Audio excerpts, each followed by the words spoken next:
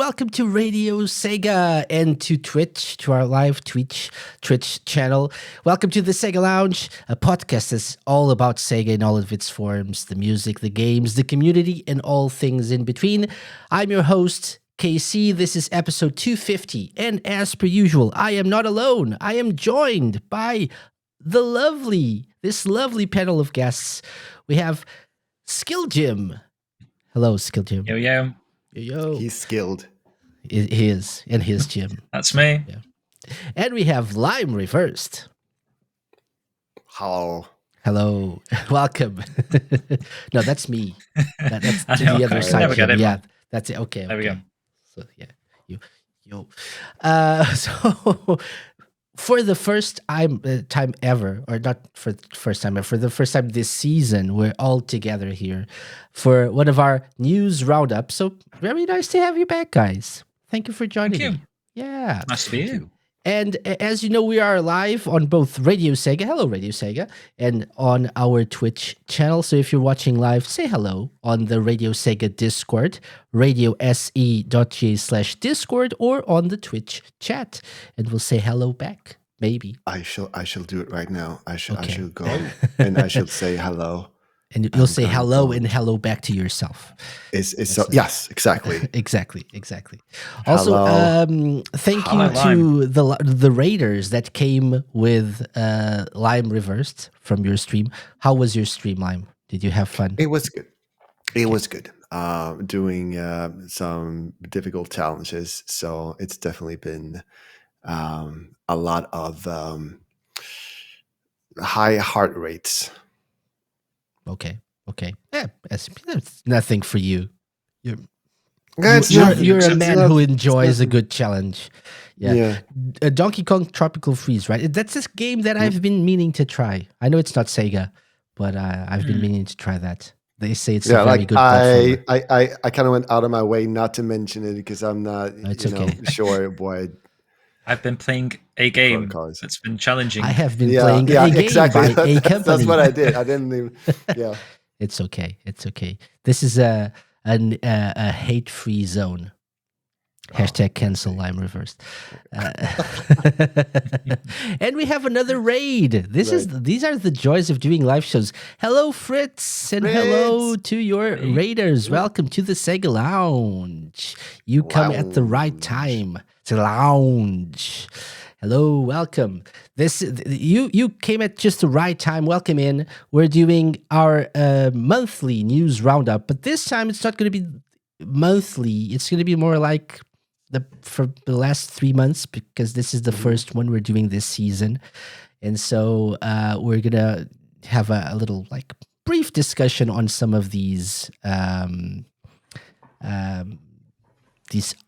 items, news items that we have here. We have a short-ish list of items that we're gonna blaze through at the speed of sound.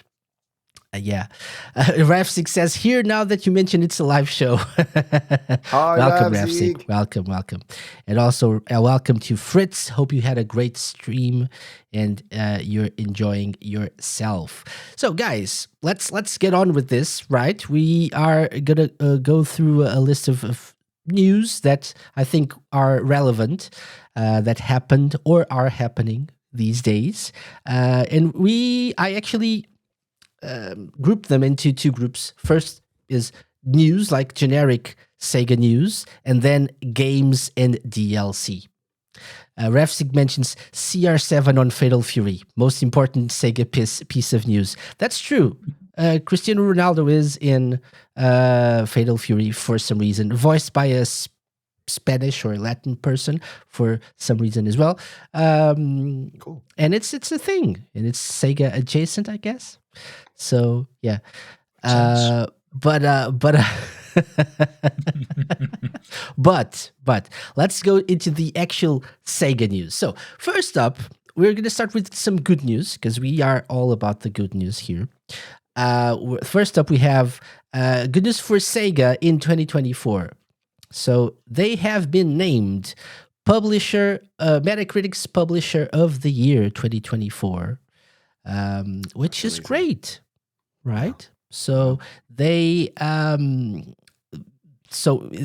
if you go to the Metacritic website, metacritic.com, they posted on March 5th, they posted like their annual game publisher rankings, and it's like you start from number 37. There's too many publishers, I think 37. I would just like say 15, 20 tops, but no, 37. And maybe there are ones that aren't here that didn't get ranked for some reason, maybe. I don't know, but it's like someone that just made one game that like got a score of Metacritic score of 0. 100%. Or yeah. Yeah. But the important thing is, by the way, the top 5: Focus Entertainment, makers of Warhammer 40,000 Space Marine 2. Okay. Number 4, Sony. Number 3, Axis Games. Number 2, Capcom, which have been doing pretty well in recent years as well, at least in this department. And then number 1, Sega, with 325.5 points. Last year, so I should actually share this with our viewers. Last year, they were number 9. Out of 46. So last year we had more publishers enter the rankings here. So 9 out of 46. They had an average Metascore of 82.9. So out of all the games that they released and were ranked, 82.9, which is really, really, really good. 86% good games, 0% bad, 3% great games. And the best game of 2024 was Metaphor. Say it with me, guys. Refantasio. That's it. Yeah. So that's really, really good. The first publisher to achieve our number 1 ranking 3 times, they say. Sega was buoyed by the massive critical acclaim for the JRPG Metaphor Refantasio, a rare all-new IP in a sea of remakes, ports, and sequels. And speaking of the latter, Shin Megami Tensei 5 Vengeance and Like a Dragon Infinite Wealth also scored in the 90s. Sega's only real dud last year was Demon Slayer Kimetsu no Yaiba, sweep the board. And even with that disappointment, the publisher still finished with the year's highest average Metascore. Interesting. Very good. Isn't it? Yeah. Yeah. And they were number 1 in 2021 and 2016, which is interesting. I can't remember what happened in 2016 to grant them this first place. But do you guys remember 2016 Sega? Like I say, maybe they only did one game and it was 10 out of 10. Oh, Sonic Boom Fire and Ice. That's 10 out of 10. For sure it. Mario and Sonic at the Rio 2016. What else? I should have Sega Genesis Classic console 2016. Kiwami. Maybe there was probably a Yakuza 6. No, 6. That's 2. Yep. Too early, I think, for Yakuza 6. No, maybe yeah. Reading maybe the chat. What Rob said. Oh yeah, sorry. I should pay attention to the chat. Yeah. Persona 5. Oh, Persona 5, Yakuza 6, also Kiwami. Okay, Persona 5. Yeah, definitely. That makes a lot of sense now that I think about it. Yeah, I forgot about Persona 5. Yeah, that's definitely part of it. Yeah. So that list that you just had up a minute ago, Casey, how long's it been going on for? So they have the rankings all the way back to 2011. So 3 times in 14 years. Not bad, is it? Purvis on the Discord chat, RadioSEGA's Discord chat, asked who was number 1 last year. Sony was number 1. Last year, so 2023. Capcom. 2022, Microsoft. 2021, Sega. 2020, 505 Games. 2019, Capcom. And so on. Yeah. So yeah, congrats to Sega for a brilliant year of 2024, as we had mentioned on our show last season when we did like the last episode of the season. Hatsune Miku Project Diva X was in 2016 as well, says Fritz. Excellent. Yeah. He actually said Hatsune Mike. I pay for that. Hatsune Mike Project Diva completely different game, but I'd pay for that. I'd play that, yeah, for sure. Uh, like So I'm I don't know. assuming like Sonic X Generations was part of this year's as well, Yeah, because that wasn't mentioned. But yeah, it wasn't. It wasn't like it was probably. I can actually check the Metacritic scores for that, but it wasn't maybe as highly rated as the other games. 80 Metascore of 80. okay. At least on PS5, 81 Switch for some reason, and 77 Xbox Series X. So it was a little bit maybe lower than the other ones. Like Dragon, I know I think we talked about this last year. 89 for Infinite Wealth, and Metaphor was probably in the 90s, 94, I think. Yeah, 94. So Awesome. It's strange. I can't find Persona 5 on the wiki list here of Sega games. Persona 5 2016. got a 93, and Persona 5 Royal got a 95. Yeah. It's Wow. like Metascores. Yeah. Yes. Unicorn Overlord 86 Rav says. Yeah, Unicorn. We mentioned that as well. So Sonic X Shadow Generations wasn't really the highest ranked one, but 80 is pretty good. So it definitely what did the contributed to the positive. Dragon Slayer actually get what? So we know like what So brought the average Demon down. Slayer, right? Demon Slayer 71. Right. So Even Sonic then, and Demon Slayer probably just brought the average to 86, was it? yeah. So but even then 71 is not bad. No? Right? Decent. 71 is like decent. It's good. Like a 7 out of 10 is good. So Yeah. but if that's the worst, it means it was a really good year for Sega. Quality. Yeah. Over quantity, Excellent. maybe. I think both actually. We got I think more games than we usually get. I don't think we're gonna get as many games this year from Sega. We'll see. Okay, so that's the first item. Check that off the list. Up next, we have the financial results for Q3 of the fiscal year ending March 2025. And I know, Skill Jim, you are a big fan of financial reports. I always read them. But this one, and we were talking before we actually got on air. We're not sure if they always publish this style of report with the Q&A kind of stuff, right? I know that many companies do this, Nintendo included. They actually do. They have Q&As like with investors during these meetings, and then they publish some of those questions and answers. I don't remember seeing something like this from Sega before, but I could be wrong. I personally don't either, because I mean, maybe it is a thing, and it's only really because we're doing these news shows that I would sit down and actually read one of these things. But just the overall style and presentation is like quite surprising. It's very like candid. Mm-hmm. It's not like a professional. This is how much money we made. Here's a pie chart, etc. This is like, why was the revenue down on pachinko machines, and what your sales figures were slightly down than expected for Metaphor. Mm-hmm. It's almost like I don't know who the other person is asking these questions, or is Sega asking themselves? Yeah, I'm not sure if they could be like scripted in a way, right?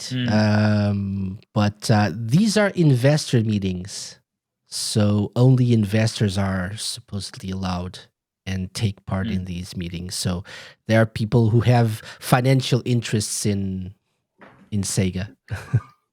Raf6 says scripted like WWE. Maybe so. Maybe so. Yeah. Like, what's the word on the street? Let's put that in a question and then give a fairly decent answer in response. Yeah, like there's like a very heated question, and then they give a good answer. Like, wow, they were so well prepared. People hitting others with chairs. That'd be one hell of a QA session with investors, says Rapsig. Again. Sorry. Did we ever answer who was? I'm going to jump a little bit. Someone asked who was last year's winner of Metacritic, we did. Sony publisher. Sony did we answer? Year. Okay. Yeah. Sorry. Yep. Fritz says I'd invest into Sega if that was a thing. I mean, that's Hatsune Mic, Project Eva. It's like you're running a company and you have investor meetings, and Mike is the president, Hatsune Mic, and he like hits people with chairs and stuff. They ask difficult questions. Sega coin. You can invest in Sega coin. Sega coin. Okay, so I know you were looking into this before we started, James. Anything that you want to mention that was interesting, especially interesting for you? I think it's worth, if anyone is actually interested in this Q&A type of format, it's not as difficult to read as you would expect going into, like, if you double clicking on a fiscal report 2024 document. That this is very much a digestible way of consuming what Sega are thinking. So they talk a little bit about the cancellation of Football Manager, which was, I know, is like a big thing that's unfortunately been delayed until next year now, I think, or at least the next football season. Mm-hmm. So it sort of talks about why that happened, why that was the case. And like I say, the questions are worded as though it was like, a hot press sort of question, like, oh, was it because you didn't have enough people manning this department or whatever? And they actually turn it around and say, no, it's nothing to do with that. It's just that we wanted to, like, sort of rejig the whole UI, and we hadn't quite completed it in time for the new season or whatever. So they wanted to sort of not rush it and continue to work on it. They actually do focus a bit on FM25 and the cancellation, right? Yes. But they also talk about other things, like I mentioned, like your sales were projected to be slightly higher in this sort of area, and they weren't. And then they say, well, because of the cancellation of Football Manager, that takes into account why the sales were lower than expected, but the sales of other things are actually higher. So they sort of like make an optimistic point from a negative, if that makes sense. So it's a really well written. I say well written. I mean, it sounds more like a chat, but it's a nice way to sort of digest what's going on behind the scenes at the company and what they're planning to do in the upcoming year. So sales are down, but income is up, revenue is up, right? Yeah. That's what they say. Buy high, sell cheap. But they actually mentioned like the yen, the depreciation of the yen also helped. Yeah. As well, so it's interesting to see, like, behind the scenes stuff like this. Yeah. Definitely worth a read, but nothing particularly noteworthy. Nothing that you probably didn't know already. Anything you want to mention here, Lime, that you found interesting? I just skimmed through it a little bit. I saw that they were working with Sonic Rumble a little bit more to fix some issues that they found through text testing. Found that interesting, and I'm happy that they are taking reports seriously and really trying to make this as good as they can. So that is awesome. Yep. I am very much looking forward to try that. I actually have a question here, and I don't know if that question will be answered later on, because we're going to mention something that was announced recently. But they mentioned 2 free-to-play titles. And if you're watching, it's what we have on the screen right now. They mentioned 2 free-to-play titles. One is obviously Sonic Rumble, right? Yep. I don't really know what the other one is that they're focusing on. Could it be that Like a Dragon thing they just announced for Japan? Could be that mobile Like a Dragon game, but I also was wondering if it would be like a Football Manager type of game for the mobile phone as well, because they do typically do something alongside an actual console release, don't they? There's normally like a Football Manager portable version. But I don't think that qualifies as free to play, because it doesn't just felt really... like I've read that in the same sentence as. No, they don't mention exact specific. They just mention Sonic Rumble. Could be Persona 5X, like Rafsig said. Yeah, Persona 5X, which is Asia only currently. That could be. That's a good shout. Actually, didn't remember that when I read this. Yeah, because they don't really mention, apart from Sonic Rumble, they do mention the 2 free-to-play titles that were scheduled to launch this fiscal year, and then they mention just Sonic Rumble, just one. So yeah, maybe. Who knows? Collab with every other mobile game, then they die, so you then release your own, so there's no competition. Easy, Atlas. Hello, King, the King. Welcome to the Sega Lounge channel, and welcome, and thank you actually for following us. Yeah, so maybe that's it. Maybe that's Persona. Maybe that's Persona. Yeah, unless they're like they have something else. I thought of Crazy Taxi as well, which was rumored to be that, but it hasn't been announced yet.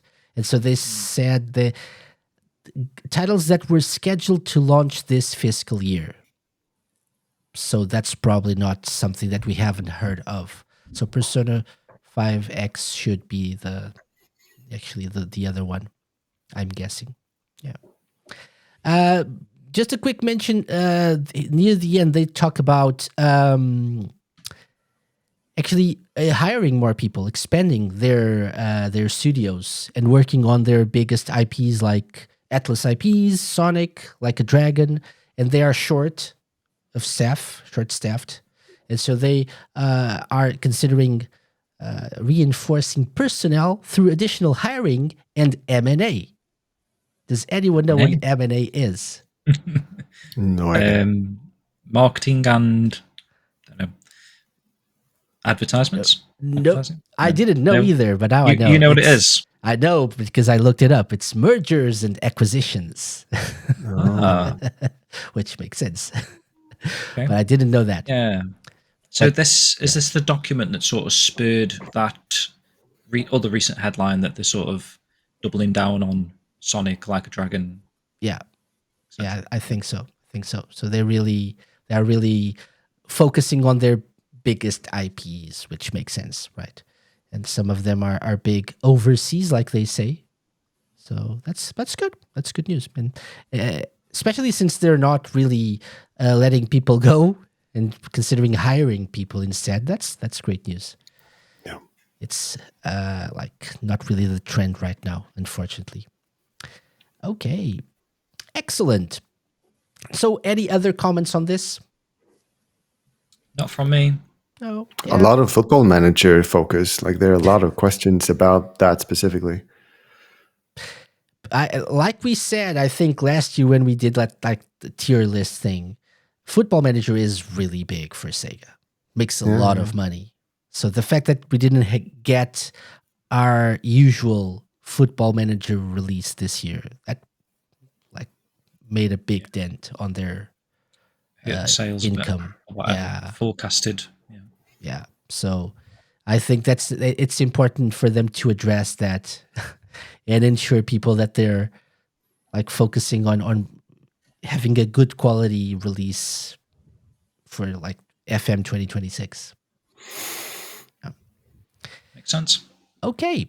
Something else that happened while we were away, while the Sega Lounge was on hiatus, was the creation by Sega of the SEGA Account system, right? Which we can actually find at SEGA-account.com. If I'm not mistaken, that's the website, right? Yeah. And you are greeted with this if you're watching the stream. You can create a SEGA account. We don't really get much information in terms of what this means for the future. They just say it's a profile that lets you maximize Sega's online services and offers a ton of benefits. Anyone can sign up, and it's free to use. And you can actually link your like Xbox, Nintendo, and PlayStation and Steam accounts. So yeah, you can link all your accounts, just like Rafsik is saying. He linked all of his accounts already, It's and ready to go. the only thing that happened so far is they offered a special outfit, a special like Kiryu outfit for Majima, for like a dragon powered Yakuza in Hawaii. If you had your accounts linked and your SEGA account created, that's the only thing so far. But I'm guessing we'll get more like in-game stuff, like cosmetics and stuff. Do you think this will be the start of like the foundation of their new retro game system service after they discontinue the classics things? That's kind of like what I took it as when it first announced. I'd kind of forgot that this existed, actually. I remember seeing it and then signed up for it like day one, and then sort of put it to the back of my mind. But at the time, I did feel like this was what was going to essentially, because it came out a sort of the same sort of time as the delistings of those games, right? Or not long after, very soon after. Yeah, so like early 2025, like maybe late January or something. Yeah. So it sort of felt like the stepping stones of what would essentially become how you'd access a Sega online service, potentially that might have like your retro games and whatnot available to play. And these games that they've delisted potentially then would pop up in this sort of online subscription service. Or the other thing it could be is very similar to sort of like Nintendo's, where you log in and you can, it's like a coin every time you log in every day, and you can click the coin and it adds it. And then as you play a game, just by sort of purchasing a game, you get 25 gold coins or something, and then they all sort of stack up, and then you can use them to purchase digital items, or occasionally you can get like an actual posted item through the door. The vibe of this website has given me that kind of same sort of look and feel, where you're going to get a lot of benefits and rewards, potentially for like specifically buying a Sega product. Maybe they might start coming with a registration code or something that you can type on this website, or link it. Obviously, you can link all your gaming accounts, like your Xbox, your Switch and stuff, directly to the Sega account, and maybe it'll just detect that you own said game, and here's a bundle of, Shamu jackets for Virtua Fighter 6, maybe, that kind of thing. For Majima as a pirate with a exactly, yeah, Shamu jacket, yeah, maybe could work. Yeah, I am thinking about the point from their side. From our side, it's like, oh, create an account, you'll get all these things. So come on, create an account. But for what? From their side, like what do they get out of people creating an account? It's very much like, create an account because you'll get stuff. Yeah, okay, but like you're motivating me to do this. Why? Data, which just they nice, can nice sell. People. Yeah, just very nice people, Lime. It's just like it's selfless. They're just giving you out of the kindness of their heart. I mean, it's not new, right? We have Ubisoft accounts, EA accounts. I can't remember. Apart from like the console maker accounts, which you obviously need. But you have like publishers all have their own specific systems and accounts, which are more often than not, they are intrusive and not helpful at all. Yeah, like thinking of Ubisoft, the Ubisoft account is like Uplay or whatever they call it. It's because my God. I understood the point from the company side. There is like, don't pirate our games, don't cheat, and we are going to make a platform so that you cannot do that. That's a feeling I got, at least. Like, it was Yeah. really like locked behind. Maybe like a loyalty program as well, as such, I think. But what it's gonna be really, we really don't know, right? Because it's not really fully fledged out right now, and There's not much information. And they say something here, actually, that I forgot to mention. Coming soon. Look at your records for the games you've played. So it's probably gonna, maybe they'll like work like when that Nintendo app, the Switch online app, when you play like Splatoon or Animal Crossing, you can see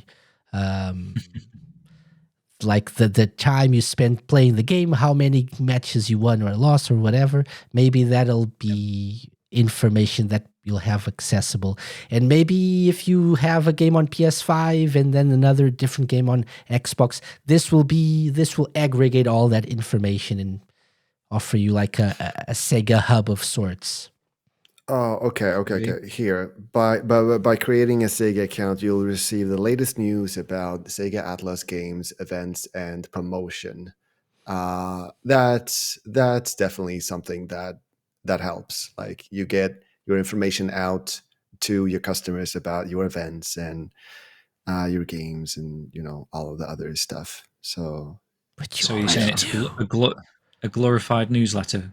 It's a glorified email newsletter. Like that Nintendo Today app they announced today, actually. Right, yeah. And it's out today. Maybe they'll make an app out of this. So that's the future. We're going to have an app for Nintendo, an app for Sony, an app for Xbox, for Sega, for all the publishers.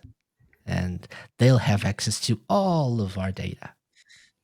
Depending what they do with the service, I mean, it could have some neat sort of functionality and benefits. Like, I feel like rather than the chat was sort of suggesting maybe like online rankings or something for games. So if they are going to do a service, it might be quite cool to be able to see high scores and compare them with other players out there. And maybe they can even give, if they are going to add a Sega coin type of currency to the mix, maybe you can start earning some Sega coins to add to your you really Sega want wallet. the Sega coins. Or rings. I suppose they would probably give you rings in this sense. Doubloons. Doubloons. And you can maybe because of download the latest Pirate Yakuza wallpaper for your desktop. I mean, who doesn't want to have this beautiful face on their phone staring at them like, oh! Gotta love Majima. Okay, so yeah, the SEGA account, if you were not familiar with this, if you want to give your information to SEGA, feel free to, as we all did already. And please do welcome and submit to our SEGA overlords. That's it. Moving on to some quick bits of news before we get into the games, the ones that have been released while we were away, the ones that have been announced. But quick fire round. Sonic 4 gets a March 2027 release date. I mean, and this is news from January 21st. The movie was out less than a month before that. It was like, it premiered like maybe the 21st as well, or 22nd, or yeah, for me it was like Christmas Day or the 26th or whatever. I think it was earlier for you guys, at least for you, Jim. I think it might have been in the UK, and for Lime because he traveled to the UK for the premiere. Yeah. But that's amazing. It's obviously a big success, and it was teased at the end of the third movie. Well, that's true, yeah. Right? Yeah. So we already knew it was coming, but now we get a release date, March 2027. Interesting, right? Because we really never really get the first two were March. The first two were March, or no? I don't know. No. Maybe the first one was February. I think it was like around Valentine's Day, perhaps. Am I making this up? Or was it like in my head? I was just always thinking they were sort of around December, Christmas time. I think this was the first one that was December.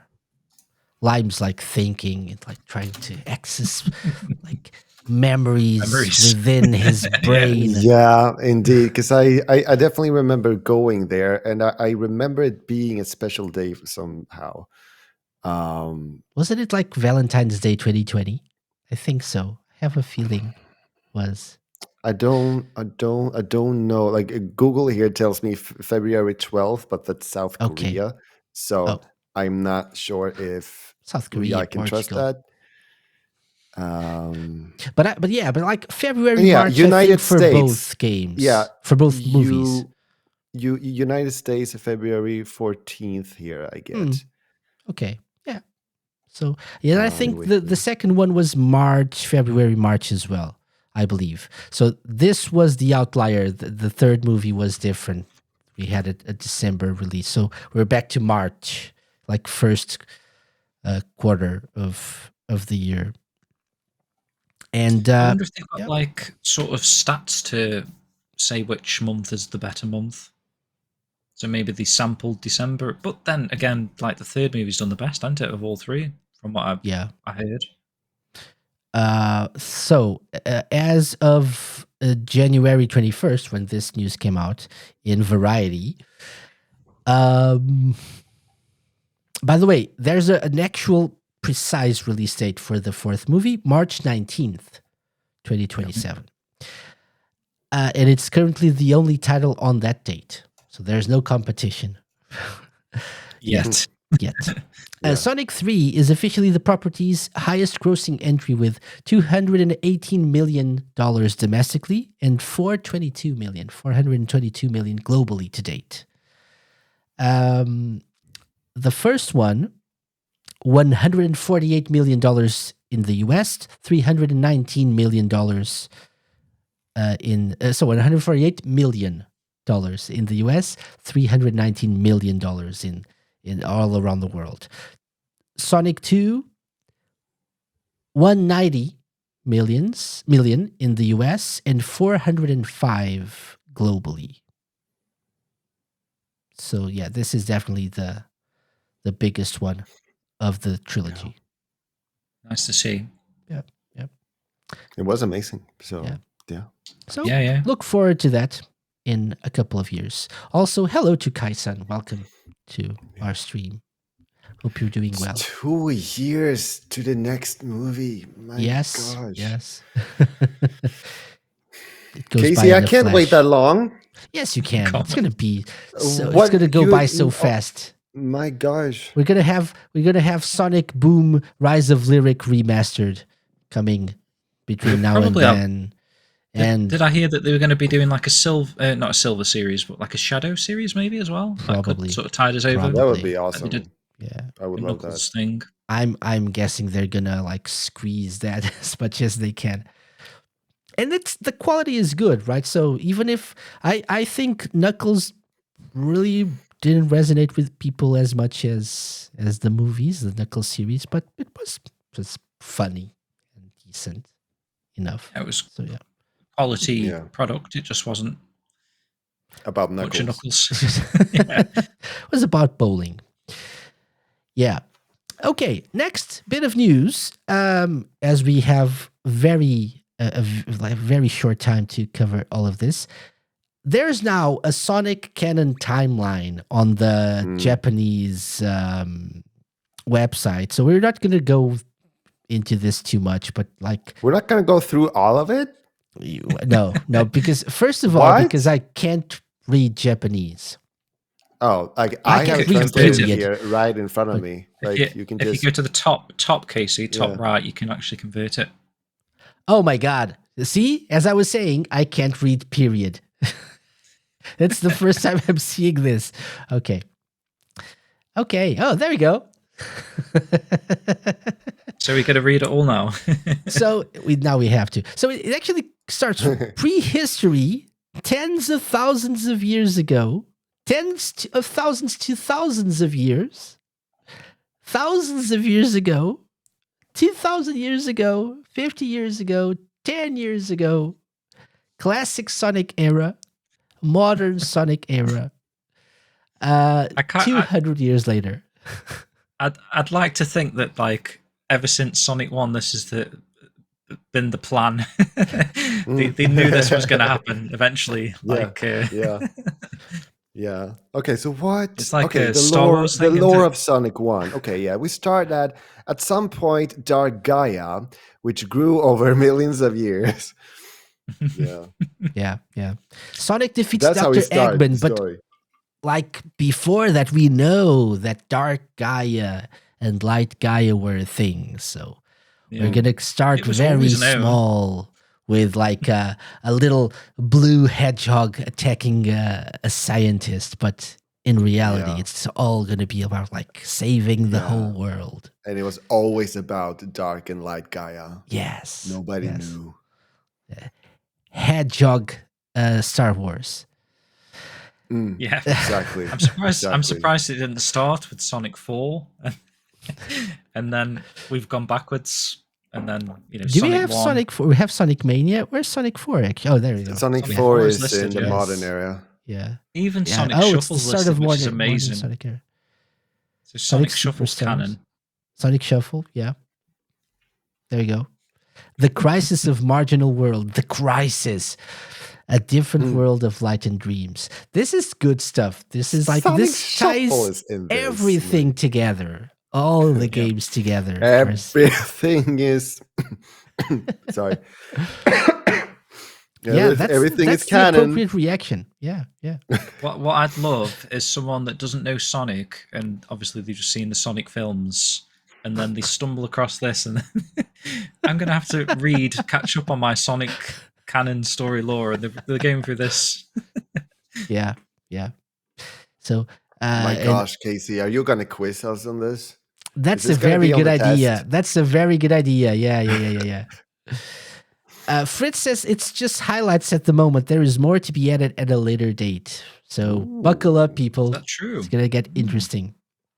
Sonic the comic. Oh, that would be nice. And like Archie Sonic, IDW Sonic, TV cartoon stuff. Yes, as well. Where does that fit in? Sonic Underground. It's all canon. So take a look if you want to know more about Sonic lore, which is now actually a thing that Sega is very concerned about. They've been hiring people to work on Sonic lore.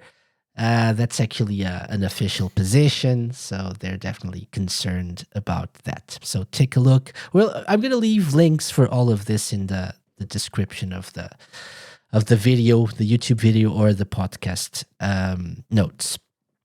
Okay, moving swiftly on to something that people are not really that happy with these guys these days, but there's Crazy Taxi merch being released by Limited Run Games. They're not the most popular company in the world these days.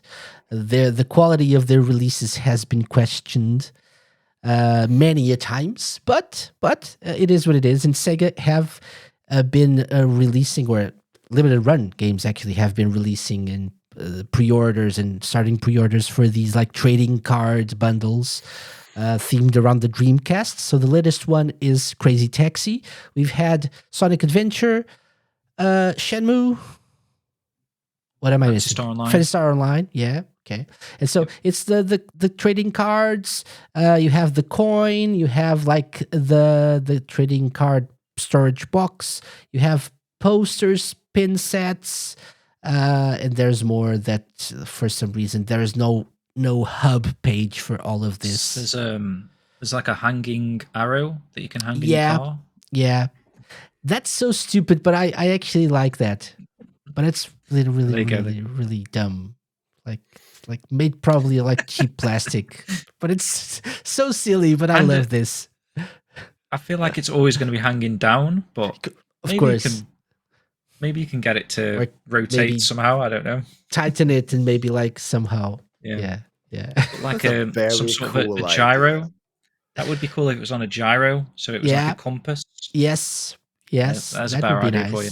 That would be nice. But yeah. Okay. So like Sims should have an equivalent of that. Oh, really? but just a Yeah, hat, a hat with an arrow.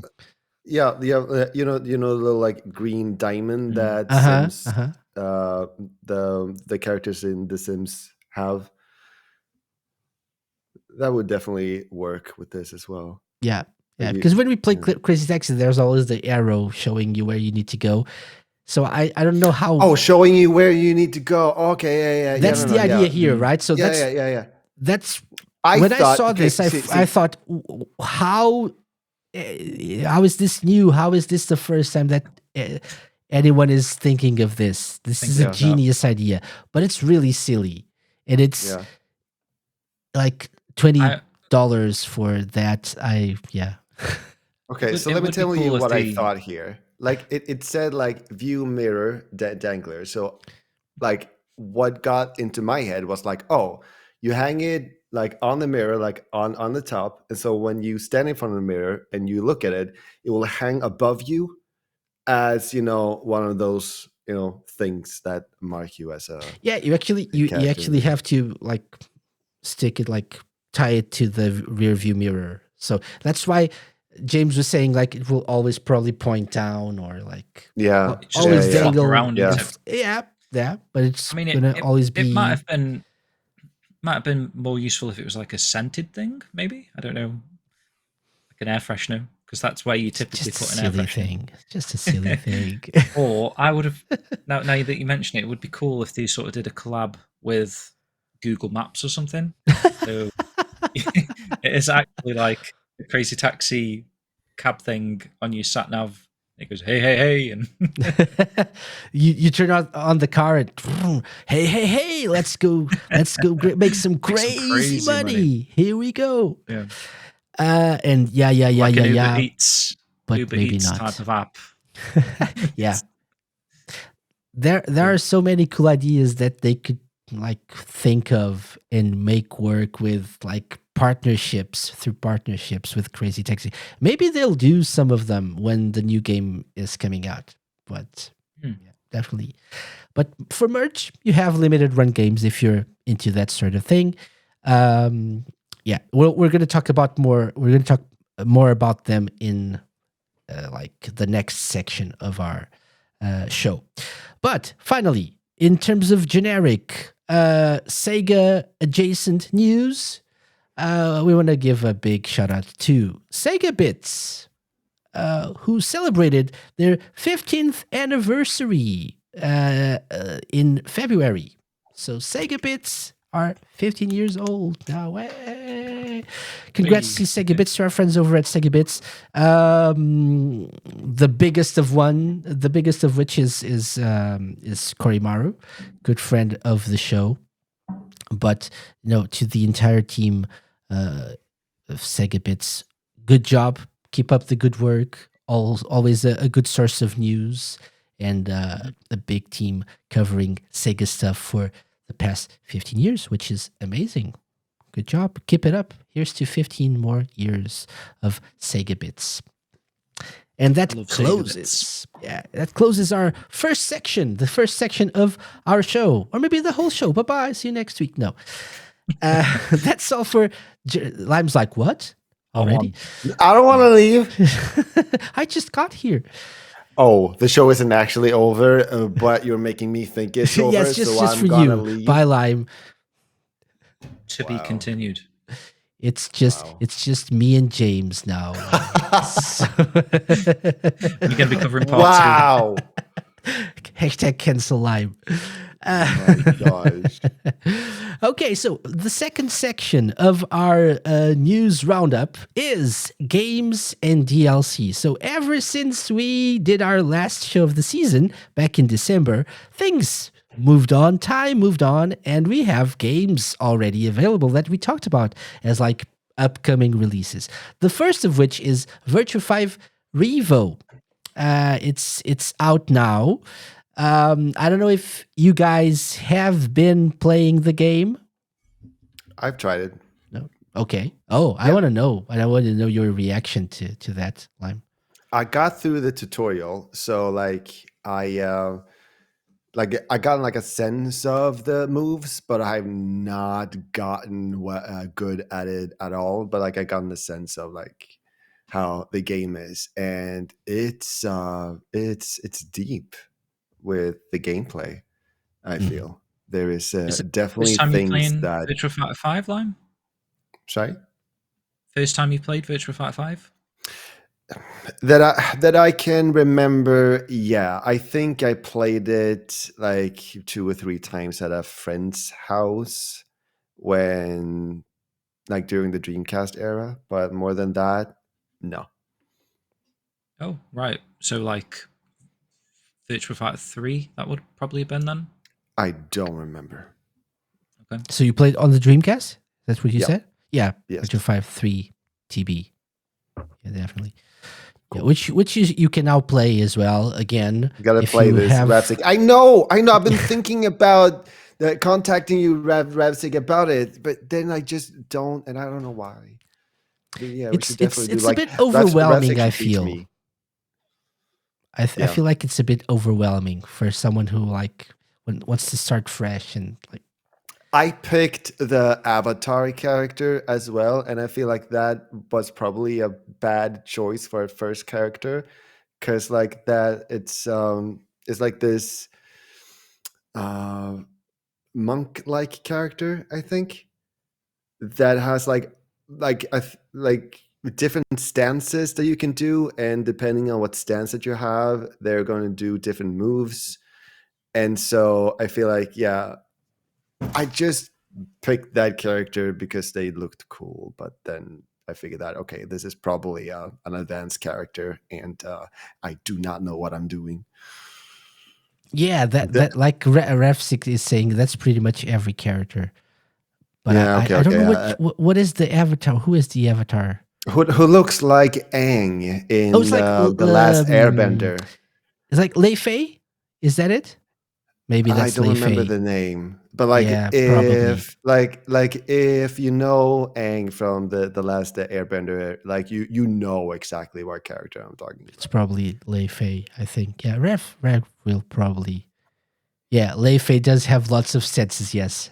yeah. Okay. Yeah. There we go. My favorite will forever be Shundi, because he's like a drunken old man. That's amazing for me. That's his biggest strength. So for me, that's amazing. That someone like thought of that and like, yeah, let's go with it. Yeah. So for me, that's cool. Always and forever. Fritz says Wolf Hockfield for the win. Yeah. Jackie Bryant. Jackie Eric Bryant. Kelso. Yeah. Sarah Bryant as well.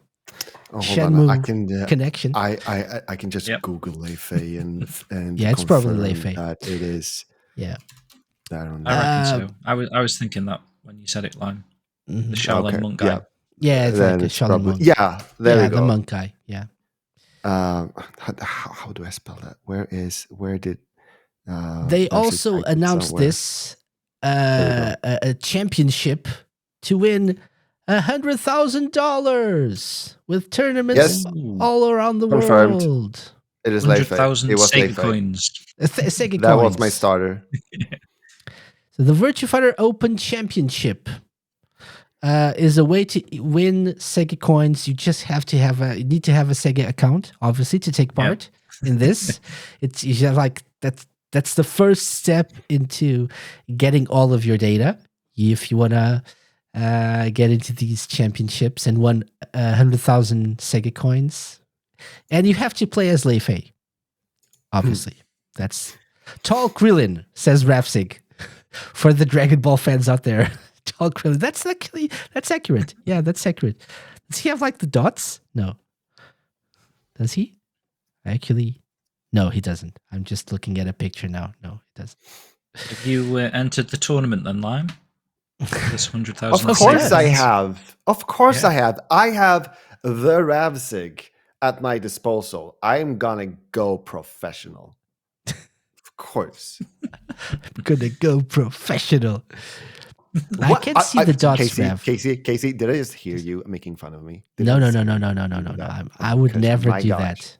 My gosh, if you do, my gosh. Oh, he does have the dots, but it's like in a different way. Oh, okay. Can I show this to people? There we go. He does have the dots. There we Who's go. this guy? Yes, this is the Leifei. Airbender guy. Does have the dots. There we go. Oh, I mean dots. Dots. Like a dice. Like a 6 on a dice. Oh yeah, look at that. Oh, I didn't even see that. Yeah. It's like Krillin from Dragon Ball. Oh yeah. Hence the connection. But yeah, RadioSEGA is gonna teach me, and I am going to go pro to win 100,000 SEGA coins. Yeah, of course. Excellent. And of course, that's my money. That I'm not going to share. Instead of Rav winning that, he's going to teach you so that you can win. Exactly. And Rav's not going to get anything because I did it. So, Of course. You can barely notice the dots there. I mean, I struggled as well. So, yeah. Anyway, that's Virtua Fighter 5 Revo, and also the, I think, 2.0 update to Virtua Fighter 5 Ultimate Showdown on the PS4, which I think is basically the same.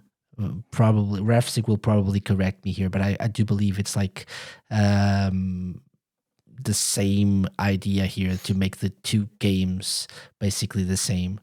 I don't know about like the rollback code if it's in Virtua Fighter 5 Ultimate Showdown. Have they updated that as well? Probably. Essentially the same, yes. Nope. Okay, so probably not for the hardcore fans. Then they will go with the Steam release, the PC release, Virtua Fighter 5 Revo. Yeah. No rollback on the PS4 nor 4K. Yeah, makes sense. Okay. Luke Kane says, I sadly only know how to play the Virtua Fighters on Dead or Alive 5. Okay. And the intro. Yeah, the intro is very good with Takenobu Mitsuyoshi. Moving on. Like a Dragon Pirate Yakuza in Hawaii is out. And spoilers, we are going to have a very special episode. Spoilers, everyone dies. No, we are going to have... You read my mind. No, we're going to have a very special episode dedicated to this game next week. Next episode of the SEGA Lounge will be like one of our usual deep dives into these new games, and we're going to go full on crazy Majima pirate style with this next week. So dude, look forward to that. It's really good. I'm gonna say it now, it's really good. It's like it's unhinged as Majima is, and it's my kind of game. Spoilers, Majima is a pirate. Yes, Lucane. Oh my god. Should have said something. I didn't know that. My gosh. Look, can we ban Lucane? I don't have mod powers. Yeah. I'm sorry. I'm sorry to people who got spoiled by this unhinged comment by Lucane. I do love this game very much. I'm having a lot of fun. It's short, just like, so this is basically like a man who erased his name style game in terms of like, it's like a spin-off. It's like a side story to the mainline Yakuza games. And you're a pirate and you sail. Spoilers. And you have high sea battles, and then you have Honolulu again, all to yourself, and you have islands to explore, and there's a crazy story. It's even crazier this time. So yeah, spoilers. Majima is Majima in the game. I mean, he starts out not being Majima, but then he becomes Majima. Does he lose his memory or something? Yes, he loses his memories. That's how the game starts. Yeah. See, I've not played it, but it does look very good. And it's my kind of game that it's like shorter, because I'm still sort of playing Yakuza 7. Okay. Yeah, I'm playing it really long. Like very off and on, but I do intend to play them in order. Mm-hmm. So I need to beat that one first before I get to this one. if you play 7 still not 7, 8. yeah. Not No, I need Infinite to do Wealth. 7. Oh, okay. Then Man That Erased the Name, then 8, and then this. Oh, okay. So I'm very behind, but that's just my life. So. Something interesting is that they actually spoil 8 very this early like in the pirate into game? this. Oh, yeah, They spoil like Infinite Wealth very early into this one. So like the ending of Infinite Wealth is spoiled, right? Yeah, is that right? Yeah. They explain because like they say so Majima loses his memories and then he very quickly. You're not spoiling it now, are you? No. He very quickly goes back to where he was and sees people he used to know. And they're like, oh, don't you remember? We were doing this here. And because of that happened. And I'm like, okay, so you're spoiling Infinite Wealth for people who haven't played it. And then that person did this. And that was the bad guy. And then, wow, oh my God, that's very spoilery. So if you don't want to be spoiled, play Infinite Wealth first and then try this one. Okay. But it's definitely very fun. And it's like, I always say this, I'm more of an action type gamer than like a turn-based RPG gamer. So I'm more into this sort of gameplay. And you have 2 types of like combat systems to play with, which is fun. There's like the battle, the ship battles as well, which are fun. Yeah. Anyway, that's for next week. I just wanted to say that the game is out for people who aren't paying attention, and it's got a Metascore of 79 on PS5, 86 on Xbox Series X, which is actually where I'm playing it, and 81 on PC. So it's it's actually 79. Really low for PS5. That's a big difference. Should be in the 80s, I feel. But yeah. Raf6 says, I missed the turn-based bits. No, boo. You get them in Yakuza 9. Don't boo, Ravzig. Yes, boo. Ravzig boos you. No, and now he won't teach you how to play Virtua Fighter because I booed him. And yeah, Judgment and Lost Judgment, I need to play those 2. Me too. Just that behind. Me too. Yeah. I can't keep up with and they're two constantly on sale. Okay, moving on. Another game that is out and that I want to check out at some point is 2 Point Museum. So, have you guys played this? No, I'm guessing no. No, I haven't played any of the point ones, actually. I've seen people play it, like Dr. Skotnik has played a few of those games. So I've hung out there. So, like, I just know the feel of it. Okay. I'm not much of a Sega fan anymore, by the sounds of it, because I've not played anything for ages. Yeah. I want to play this. These are very fun games. I played the 2 Point Hospital. Didn't play Campus, although I had been meaning to. But you only have so much time, so definitely not like a priority for me. But I want to try this one because I feel like has a lot of like Sega connections, like a lot of Sega fan service. And I really wanted to have someone from the dev team on the show at some point. So if I can make that happen, I'll definitely play this and like maybe then I'll play it. Then I'll play it. But I really want to maybe do one of our special episodes about this as well. Rafsik says, yeah, I saw that you rated it 1 out of 10. Like Pirate Yakuza, because you're 5 hours in and you haven't been able to play Daytona USA yet. Daytona USA 2 yet. I saw that. Boo again. Anyway, 2 Point Museum. 2 Point Museum is available now. Metacritic score 84. So it's ranked higher than Pirate Yakuza. So maybe instead of playing Pirate Yakuza, maybe you should play this. Maybe that's the Sega game to play now. Right? As you can see, a lot of accolades. It looks really nice. And it's also one of the tracks in Sonic Racing Cross Worlds, perhaps. Yeah. It's the museum. It's probably the Indeed. 2-point museum. Right? I mean, yeah, I think it's pretty clear that's what it's supposed to be, right? Mm-hmm. Looks like it. Yep.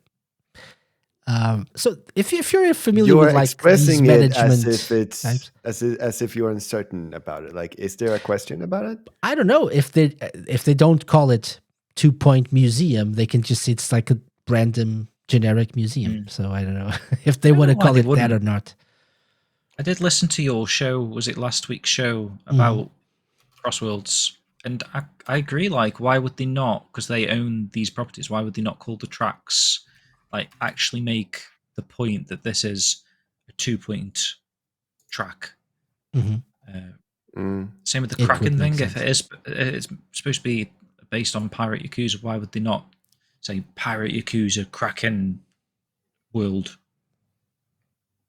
Not sure if it is, to be honest. I mean, it's called the Wonder Museum. Wonder Museum. Oh, okay. Yeah. So they're avoiding like calling things or like being obvious about the crossovers. So they're like, yeah, there are nods to Sega games. Apparently, there's Galaxy Force as well, but it's not obvious for some reason. I don't know. I think it's a missed opportunity to have these all tie in, like Nintendo does with Mario Kart. They have Zelda tracks, Animal Crossing tracks, stuff like that. So yeah, cool stuff. Great. But 2-point museum, apparently very good. You can't spell museum without you and me. That's true. So, and it's a very humorous game as well, and it's out for Xbox, Steam, and PS5. So, do check that out. This is just me. In the plans for me. You can't spell Shamu without the mu. The museum. You can't spell lime without I and me. Nice. We've gone too far. So very self-centered. We've lost everyone now. And me. I know. We've lost people now. There's no I in team. Well, but there's a me. Anyway, Fritz says, I have yet to play this. Sadly, can't get a physical copy here in the US stores. I've gone full digital now. I'm not ashamed to say it, but yeah. Although we're going to talk about physical copies later in a bit. Something else. So, rounding off these like the section of released things. A couple of Super Monkey Ball bits of news. So first up, we have, for 2020 fans of COVID, we have, the crewmate from Among Us in Super Monkey Ball, Banana Rumble. So it's like the crossover no one knew they wanted, but now we have. Yeah, isn't it? Very weird. It is weird. I love it, but it is weird. Yeah. DLC out now. Maybe something that people are more excited about, like generally speaking, in the world of gaming, is what was announced yesterday. I think yesterday or the day before. Yeah. Pac-Man is in Super Monkey Ball Banana Rumble. So now everyone this is turning into Smash Brothers. Right? It's like the Monkey Ball version of Smash Bros. Everyone is in Banana Rumble, even Pac-Man. Waka waka waka. DLC out now. I love it. I do love that they're doing this, but it also feels like I don't know. Maybe people still are playing the game, but it just feels like it's who's this for now? Like is it enough to get people to go back to the game or pick it up if they didn't pick it up when it first was released? Maybe Pac-Man fans, I guess, might be excited. I think so. First of all, I think I agree with you in terms of like I haven't been playing this and I haven't played it for a long while. Although I do think it's a very good game. It was really, really fun when we were all playing it. But I think there's a strong community behind this game. There's like lots of people are really big fans of Super Monkey Ball. There are a lot of people who are upset that Sega haven't brought this to other systems yet. I don't know if they have a deal with Nintendo, because it doesn't really make much sense to make this exclusive to Nintendo consoles when the other ones, the previous ones, were on Xbox, on PlayStation, on PC, I think as well. Yeah. So I don't know if they have like a timed, if this is a timed exclusive. They haven't brought Somebody Amigo to other consoles either, like Party Central. Meta, was it Meta with the VR thing? But that's like a different version, right? Yeah. It's like VR, and there's the mobile version, but true, yeah. I don't know. I don't know if there's like a timed exclusive or like deal with Nintendo, or maybe they think this is the best platform to release the game, and that's it. That's something that I think is worth considering. But there is really a strong, I believe there's a strong community of Super Monkey Ball fans on Nintendo consoles because of the GameCube originals. The other thing is that maybe they're like banking on the Nintendo Switch 2 announcements. And, you can play Switch games. So if you're picking up a new console, why not pick up this amazing Monkey Ball game that we have on the Switch? And that is now optimized. It's now 31 FPS instead of 30. And now has Pac-Man. Do you think if they continue to release DLC in this format like this, do you think these are enough to maybe repackage it and say like Super Monkey Ball, Banana Rumble, Switch 2, Complete Edition, Deluxe, or whatever, Deluxe Edition? Yeah. The first one, what was what wasn't it? Super Monkey Ball Deluxe? Like it was 1 and 2 on the Xbox, I think, in PlayStation, right? Or just Xbox? The original day? Wasn't it Super Monkey Ball Deluxe? It was Super Monkey Ball Deluxe. Yeah, I think that was the Xbox One. Well, the original Xbox. It was like 1 and 2 packed in together. 1 and 2 were released on GameCube separately. And then Xbox was the only one that had the 2. So maybe they'll do something like that. Maybe they'll like release Super Monkey Ball Banana Rumble DX or Deluxe with the DLC and maybe more content. They've not been just adding characters, by the way. These DLCs are also available with like patches, like versions 2.0 point something, which add tracks to the multiplayer modes. Ooh. So okay. I didn't know that. Yeah, I should have mentioned that as well. But I think people only see the characters. That's the only thing that oh wow, Pac-Man is in Monkey Ball. But to answer your question, I don't know. Maybe we should try playing that again sometime. That's a good shot. I'd be up for that. It was fun. Yeah. There are more Baboom tracks now. More Baboom? Baboom. I don't remember which one. Is it Baboom, right? Or Baboom? Baboom. It's the bomb mode. It's the one where it's like the tag. What yeah, like the like hot potato. Right. The tag one. Right. Yeah. Yep. So that's it for Monkey Ball news.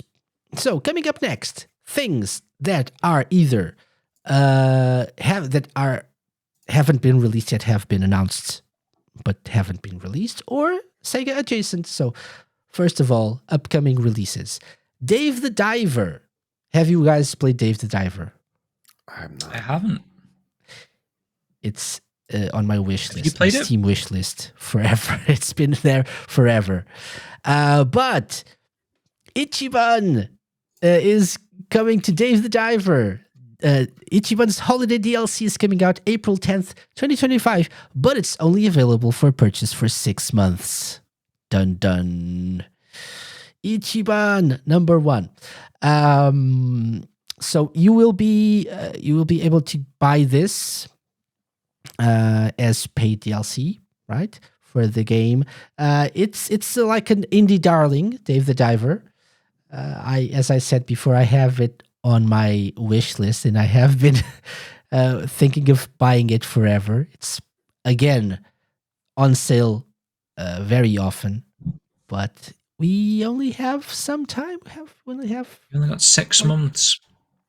And you only have 6 months to buy this, and you only have like limited time to live your life and play games. So I've been prioritizing other things.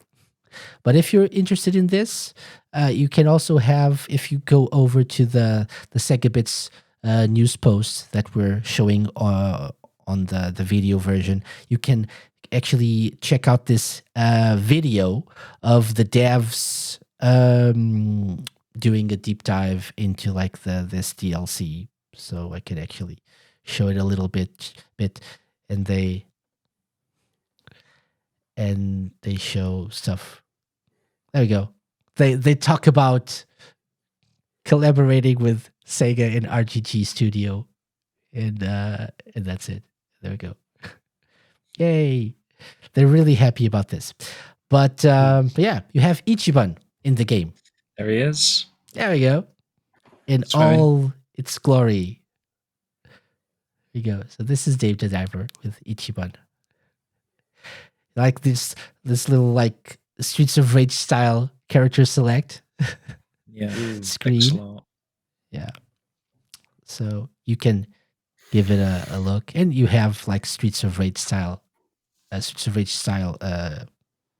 gameplay as well. Okay.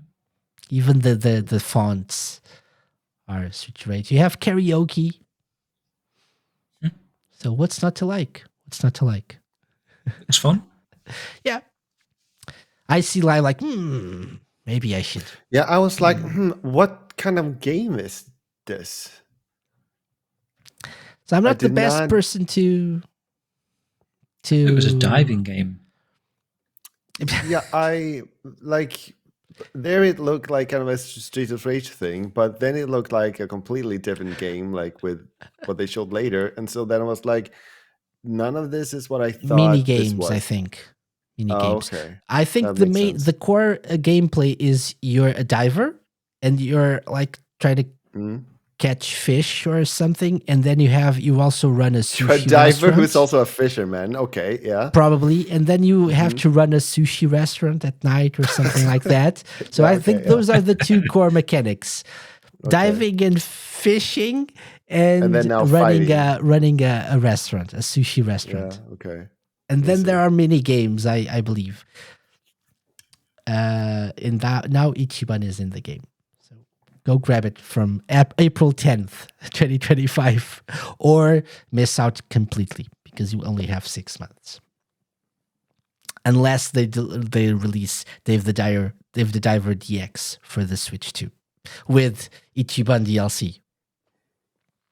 If you're listening to the show, Dante from Devil May Cry. July, August, September, October. If you're listening to the show on October the 10th, you've just missed out, unfortunately. Imagine, October the 11th. 11th, okay. 11th. So, like, imagine, what should I listen to? Episode 250 of the Sega Lounge. What? Ichiban on Dave the Diver? I want to get this. No, you can't. No. Disappointment. Too late. Actually, you're a disappointment because you should have listened to this show earlier. It's your own fault. Oh my gosh. My gosh. I'm bullying the listeners. Yeah, and your punishment for not doing it is you don't get the DLC. See how does that feel? Topical sort of news discussion. You're already just outdating yourself. rubbing in to their face. Oh my god! Wow. Yeah. My God. You're so cruel, Casey. You're so cruel. I'm really cruel. I'm a terrible, terrible host. Anyway, moving on with stuff that hasn't been released yet. So apart from the Dave the Diver DLC, we also learned that Forever Entertainment is bringing the House of the Dead 2 remake to PC and console spring 2025. I haven't played the first one, the first remake. I got this press release by Forever Entertainment, and they sent this interesting trailer. So, thoughts on this, guys? I believe, James, you probably played this back in the day. Yeah, I'm like a really big House of the Dead fan, to be honest. The original 2 games I played to death. 3 and 4, not so much so, but I did have them on the PS3 with the Move controller. The Move controller. That's a throwback. Yeah. It worked quite well, to be fair. I kind of wish there was some similar sort of device in 2025, to be fair, because the original House of the Dead remake, in my opinion, just isn't great. I really didn't enjoy it as much as I was excited for House of the Dead remake and a House of the Dead 2 remake in this case. It just didn't play how I was hoping it would. Mm-hmm. Like, even on the Saturn, the original House of the Dead one with a controller plays perfectly fine, but I did find the remake to be very, I don't know, just something in the control didn't feel right to me. It felt very slippy, and obviously a light gun based shooter, ideally you want to be using a light gun. So when the only control method is using a controller, I would have expected them to nail the controls, and I don't think they did. And so you're talking about the remake, the remake of the first one, right? Where did you play it on? What did you play it on? PS4. PS4. Yeah. And is there's also is there like gyro? Switch? Oh, okay. I wonder if on the Switch you can use like the Joy-Cons as like a light gun. Maybe, actually, thinking about it, but there was like gyroscope functionality with the PS4 controller, but it just wasn't very accurate. It kept like unsyncing itself, if you know what I mean. Like it wasn't one-to-one like you would expect. Like even the PlayStation Move controllers had a great time on House of the Dead 3 back in the day, and House of the Dead 4. They actually nailed that light gun look and feel back then, but obviously we don't have like a sort of a Move-esque peripheral these days, unfortunately. But I hope that they've maybe tweaked or improved on the control mechanisms for House of the Dead 2 remake. I will pick it up. I will. I'm just hoping it's a lot better than the original, because I'm the same with Matt. Like Matt, we both played House of the Dead 1 remake, and we both came away with the same opinions about it, that it just doesn't do the original series any justice. So if you've never played a House of the Dead game before and you come into the remake, I honestly cannot see you coming away with a positive opinion on the series. Seems like you're not the only one. Which is a shame. Yeah, I think it's a massive shame, because there's potential in there, and I feel like the controls of this have to be precise. They have to be good. Like that's the only mechanic of the game, is just moving a cursor and shooting. And if moving the cursor and shooting doesn't feel right, then the whole gameplay it's just not there for me. I don't know if other people have got different opinions. Like I know Curry Maru is like a big House of the Dead guy, right? I don't know. Yeah, he's a big fan. Enjoyed it. I don't know what his opinions of the remakes are. Yeah, I don't know either, but yeah. But apparently, I was really disappointed. Metacritic agrees with you, like 57 on the Switch. Actually, the PS4 one has a 63 score. So the Switch is even lower. Yeah, but it's actually Switch is based on 41 critic reviews, whereas the PS4 is 7 critic reviews. So, Yeah, Xbox One 64, 5 reviews. And it has a user score of 7.2. So apparently people are a little bit more positive than the critics. But I'm looking at 7.2. Impulse Gamer there. He's basically said it like the aiming issues. And a very short playtime. Yeah, well, we all know a very short playtime. That is House of the Dead, and it doesn't need to be a long. So that's not really a negative for me. I expect it to be like it's the same game. Yeah. It's like a 1-to-1 remake, right? Yeah. Like Panzer Dragoon was. That was good though. Panzer Dragoon, the same company, they sort of nailed the feel of a Panzer Dragoon game. I did enjoy the Panzer Dragoon 1 remake. But the House of the Dead one, they just didn't feel right to me. But it wasn't really that well received generally either. But better.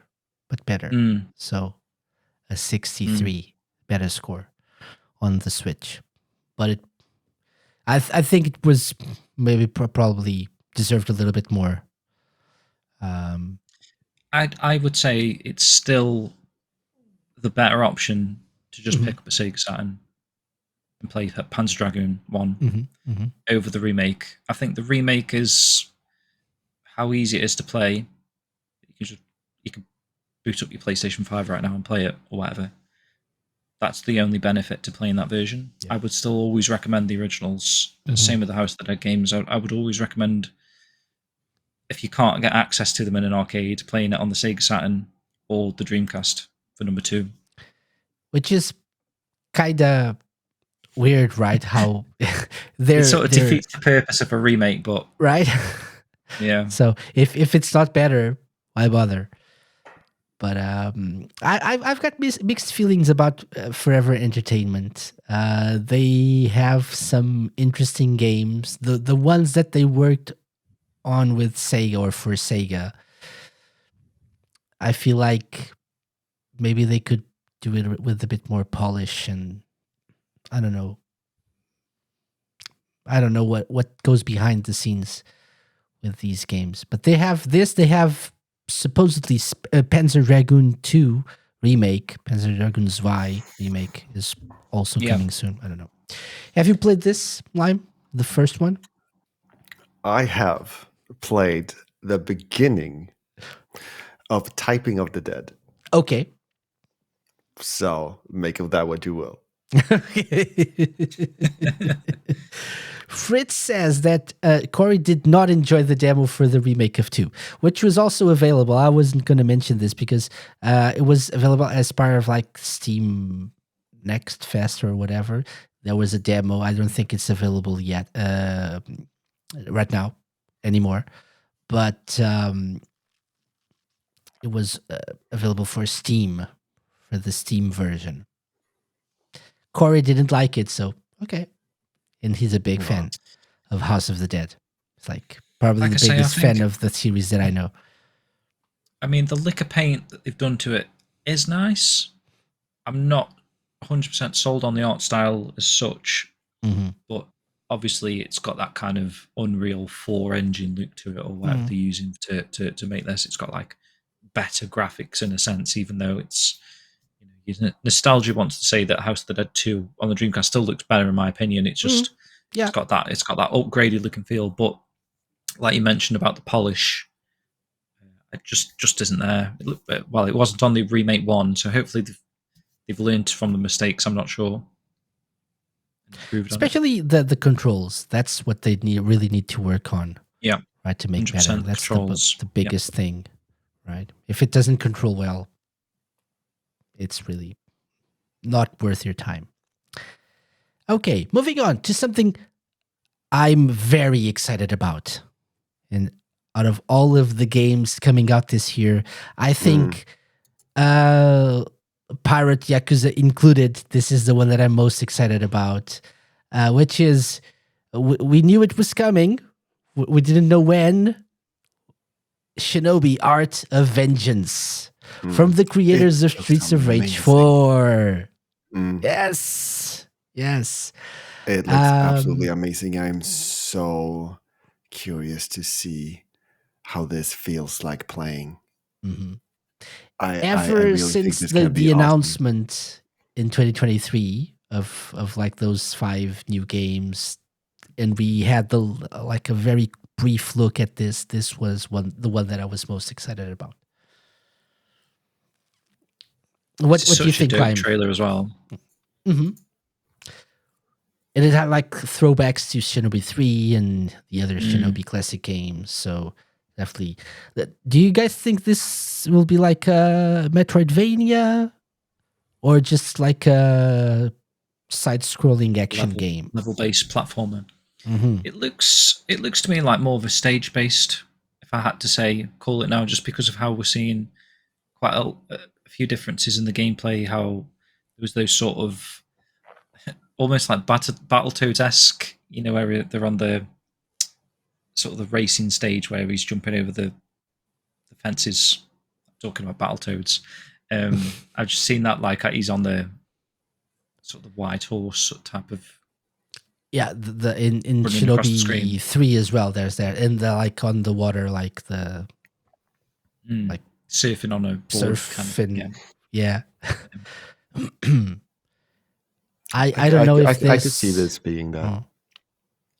I could see this being a Metroidvania. I have absolutely nothing to support that with. I'm just like I would be happy if it was. They just say on the website, on Sega's website, they just say the iconic Shinobi returns in an all-new 2D action platformer with a unique hand-drawn look created by the team behind the hit brawler Streets of Rage 4. Play as the legendary Shinobi Joe Musashi, master of the ninja arts. After finding your village burned to the ground and your clan turned into stone, you must set off on a quest for vengeance, ready to face an unparalleled evil and avenge your clan. And then you have features like execute the ninja arts with precision. Wield your vast ninja arsenal, including the great katana Oborosuki, kunai, ninjutsu arts, and nimpo to vanquish your foes. So, in The Return of Shinobi, I believe, which was definitely the like hands down the game of the series that I've played the most, you had different like sorts of like magics or like ninja arts or whatever that you could use. Yep. Some of them gave you like you were invincible for a time. The others like had like a massive attack that killed anyone on the screen. So I'm guessing this is like the equivalent of that for this game. Maybe. Could be. Ninjutsu. Mm-hmm. Then they say unleash, master the way of the Shinobi, unleash limitless combos with unique combat moves, acquire amulets for enhanced abilities, and discover ninji tools. Ninji? I don't know. To overcome obstacles and uncover new paths. This is the part that I think could be hinting at a Metroidvania style of gameplay, because you acquire amulets for enhanced abilities, then you overcome obstacles and uncover new paths. So maybe you have to retrace your steps, go back, and like you can now reach a new area and progress through that area. And like, even though there are definitely different stages, maybe you can move. It's not the only Metroidvania that has different stages, and you can like move freely and like fast travel between different parts of the map. So maybe that would be cool. It's that style of game. Yeah. And then journey through a stylistic new world, venture through more than a dozen unique and visually striking stages, from military bases to a scorching desert, challenging platforming puzzles and hidden secrets. So maybe Metroidvania. I know you're not a big fan, James, right? You're not a big Metroidvania fan. Like, I personally would prefer, like this is saying, like a staged-based platforming game where there's obviously there's a start and an end in a Metroidvania game as well, but the retracing your steps aspect and the time it takes between that, for me, seems a bit I don't know, unnecessary. I've played games before where it's like you run to a dead end and then you run all the way back, and then it's a struggle to figure out where to go next in a sense, and then you just suddenly twig that, oh, I've got this new ability now, and these are a hole in the ceiling or something, and you can like triple jump up there or something, Yeah. and then you find the next part of the stage. I kind of just prefer like a more linear experience, but that's just mainly just the way I've turned as a gamer over the years. I prefer the game to tell me where to go next, rather than me try and figure stuff out and use my brain. I know Lime's I'm down more for of a fan, Shinobi-based Metroidvania game as well. Yeah. Any type of Shinobi game is going to be great. Yeah. At this point in time, because we've not had one for ages. Yeah, I mean, I've just absolutely loved games like Ori and the Blind Forest, Prince of Persia, The Lost Crown, like amazing games, and so I could definitely see this being in this format. But I also see and like can see how someone would prefer to not having to backtrack so much and just go through the same area like 50 times just to get somewhere else. I can see that complaint. The thing is with Metroidvanias, because you unlock new abilities, backtracking isn't really that much of that big of a deal, because you can like fast travel. After a while, you can like move very fast between areas. It gets like can get tiresome, but not that much, I feel.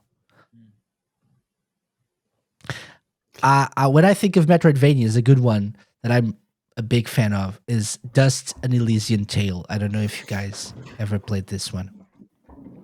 This is one that I recommend. I've not played that. I believe Viper is a big fan of this as well. I have this like on 3 or 4 different platforms.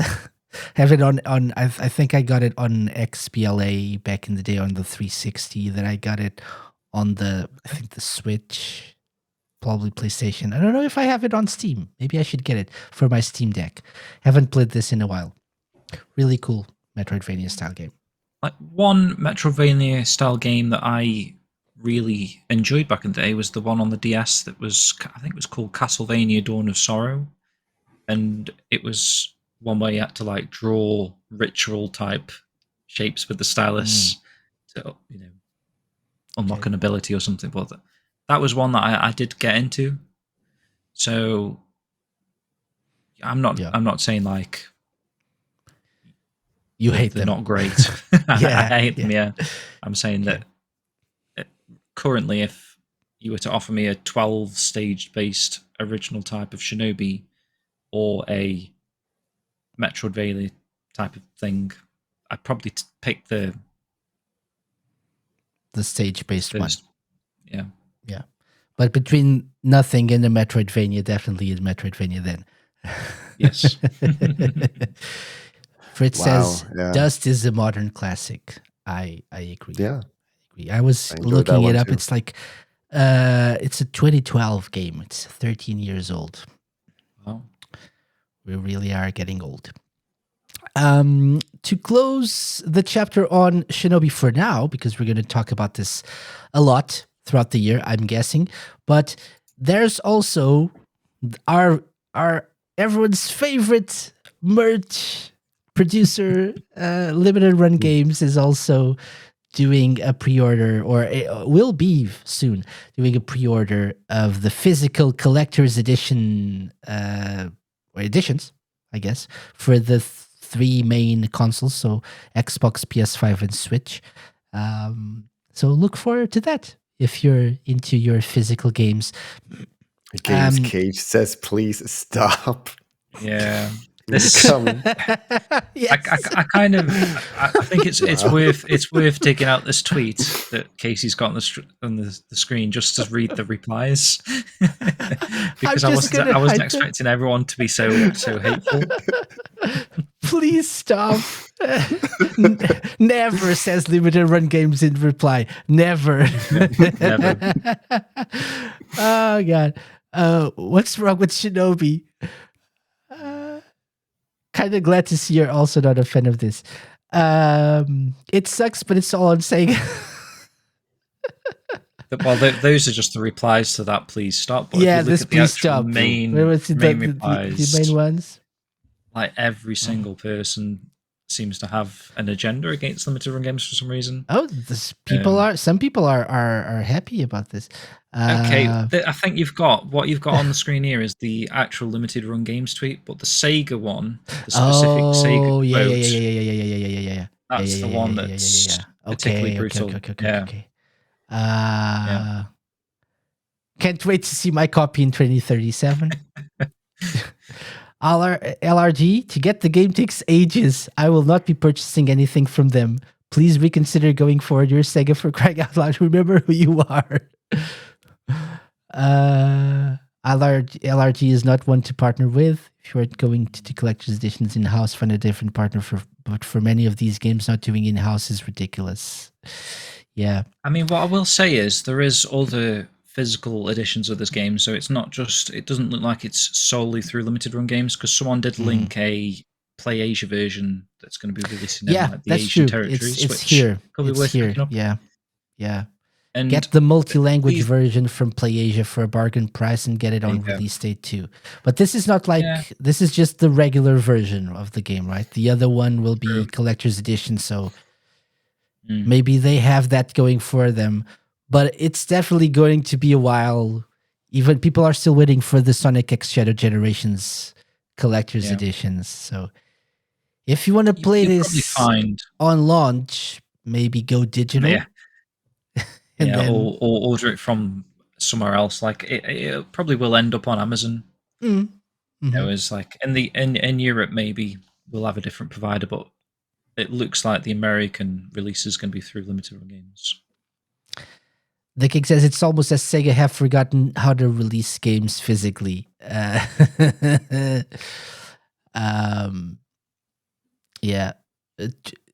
Tweety said, every time Sega works with limited run, the longer wait it becomes by another month until someone's order finally ships out and another one surviving Sega console stops working instantly. Oh my God, that's too harsh. A lot with Sega, to be fair. If you think of all the merchandises that they're doing very recently, they've got those Yakuza big boxes that they've been doing recently. Obviously, all the merchandise around the 25th anniversary of the Dreamcast they've been doing. They did the Virtua Fighter limited run stuff, the Sonic stuff, Shinobi stuff. So they are actually becoming one of the main providers of physical merchandise and physical games for Sega, which is interesting. Is what's upsetting people. Yeah. Because people are still waiting for previous pre-orders. It's been a few months since Generations came out and people still don't have their pre-orders. They're like collector's editions. I do get it, because you're sort of forced to double dip, aren't you? Because obviously you're going to want to play the game at launch, and if the game's not physically ready for 6 months, you're going to buy it and then buy it. So I can see the annoyance at that. It is what it is. And sometimes, like, the quality of... I haven't had any problems. I haven't bought... apart from the Dreamcast stuff that I'm still waiting for, obviously. But I haven't bought a lot of LRG stuff in the past. But what I got was... okay. I never had any problems. I completely agree with you. But yeah, but like limited run stuff over the years. Yeah, but like Fritz is saying, people have been complaining that they replace they use like generic CDRs for like classic games, like memory, like generic brand memory cards and stuff like that. The quality of the merch as well, people have been complaining, and like the price as well. Especially the trading cards. There was a lot of backlash when they announced the trading cards. So I can see why people are upset. But one thing I've seen that they have recently fixed, at least for like UK-based people, is there is a UK-based warehouse now. So the shipping cost is actually relatively cheap. So I did see a lot of people in the comments complaining about like customs fees and stuff. You don't particularly, I don't think I've ever had custom fees with limited run games, because even back when they were shipping from America, that was factored into the price, which was quite good, I guess. Not that the shipping cost was good because it was like $25 to ship something like just a standalone game, but at least one of the more recent positives is that the shipping fees are quite low now. So if you try and order one of these collector's editions, you're probably going to pay like £8 shipping. Or a standalone game is maybe like £5 shipping. So they have got better at the shipping aspect, which was in some cases doubling the price of a game. I think it's still the case for European-based customers, for Portugal and Europe, like EU. I believe that's just a benefit to me. I haven't thought about that, so I'm making an effort not to think about that. Right, just not to suffer in anticipation, because I'm sorry I brought it up. I'll cross that bridge when we get there. And by that I mean I'll take out my wallet when we get there. But wallet and a pitchfork. Yeah, and I'll do like angry tweets as well. Good thing I'm not using Twitter that much these days. I'm missing all the hate. Anyway, that's it. Shinobi, this doesn't really mean it's not that important, because I do believe the game will be awesome, and that's the most important thing. So yeah, agreed. Casey tweeting angry stuff, that's something I'd pay to see. Yeah, not really my style. Fritz says, it does make you wonder if Sega has spent so much developing whatever the super game is that they need help publishing to save money. I think this is a situation akin to Streets of Rage 4. Not that I think Sega will be publishing this one, right? And this is like a full-on Sega game, but they're like not really, in terms of like physical releases and collector's edition and stuff, they're not like fully committing to it. So they're like, okay, so like choose a, maybe they talked to Lizard Cube and said, do you have a partner someone you want to partner with? Oh, in the past we worked with Limited Run Games. Oh, us too. So let's go with them. And that way we don't really have to concern ourselves with that, like that snowball of issues, producing, distributing, and stuff. And so LRG takes care of that. I think they're approaching this the same way they did with Streets of Rage 4 and other games that have been developed by outside studios. That's my could be like perspective on this. How much faith they have in the sales figures. It's like one of those properties that they're not quite sure how well it's going to sell. Although they did this with Sonic X Shadow Generations. So it's true, but it did get a nationwide standard release as well, didn't it? Like you could pick it up in a shop. But the like the collector's edition and stuff. Yeah, I mean, that's true. I don't know. There's a money reason somewhere. I don't know exactly. You think? Do you think? I could be wrong, Lime. I could be wrong. Casey, what does money have to do with anything here? Explain this. Isn't that a Tina Turner song? What's love got to do? No, that's money. What's money? That's love, not money. Yeah. Damn. I sang the right song. I screwed up. You sang the right song. Yeah. Okay.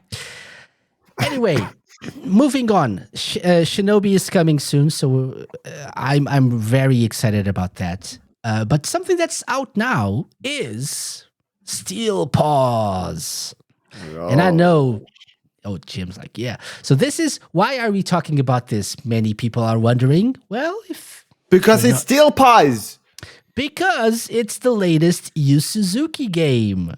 Right? So Sega adjacent. Sega adjacent. And it's Yu Suzuki. We'll never back out from mentioning Yu Suzuki on this show. So this is a Netflix game. by the way. This is the trailer, and I'm gonna share a little bit of like gameplay that you and Matt, Tims, you guys actually played, or maybe Matt. I don't know. It was Matt, yeah. Yeah, Matt. But you probably played this as well.